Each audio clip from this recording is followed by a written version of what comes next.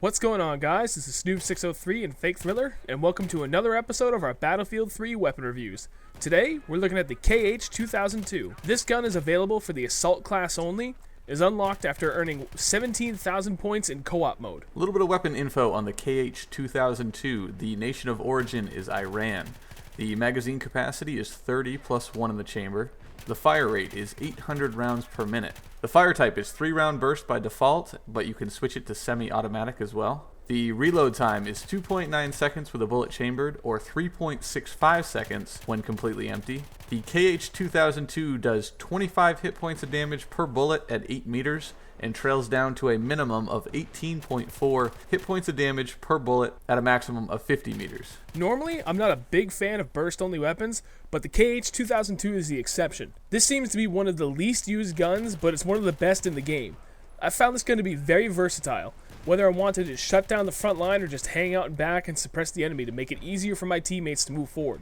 When it comes to close range, this thing is a laser death beam when you hip fire.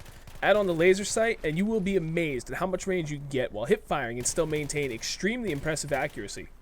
With the plethora of attachments available to this gun, you can set it to adapt to just about any playstyle. Almost any attachment configuration I could come up with, I was happy with. The heavy barrel makes this already deadly long-range weapon even more formidable, while suppressor turns it into an extremely effective mid-range weapon as well. For running gunning, running with the foregrip and the laser sight will give you what is one of the most insanely accurate hip-firing weapons in the game. Aiming down sights just isn't necessary with that setup. You'd be hindering yourself than if you were to just rely on the hip-fire accuracy. While the KH2002 can cover the battlefield from both ends, it still has its own issues. If you're not careful and you try to spam the trigger a little too much, I found that the gun wanted to jam on me and my fire rate would slow down just a bit. Normally that wouldn't be a problem since you can count on getting out at least 2 to 3 bursts before the jamming occurs, but if you miss just one of those bursts, you could be in trouble. Also, the reload takes quite a bit longer when you've run the gun dry compared to other guns, so I recommend using your preferred sidearm for backup, just in case you run the gun dry in the middle of a firefight. I'm going to give the KH2002 a 4 out of 5.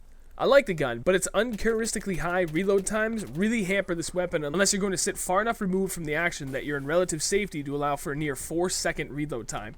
The jamming issue is also a concern, but it doesn't take too much away from what is one of the most versatile weapons in this game. The KH2002 is a beast of a weapon. It fits my playstyle perfectly, and I found that you can easily outshoot snipers at long range and win hip-fire shootouts against carbines at close range.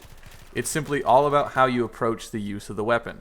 The 3-round burst works best on stationary enemies and will definitely struggle with shooting across enemies that are sprinting at odd angles. When using the KH2002, I like to make calculated movements and crawl across the map, doing my best to predict enemy movements and taking out targets as they pop up.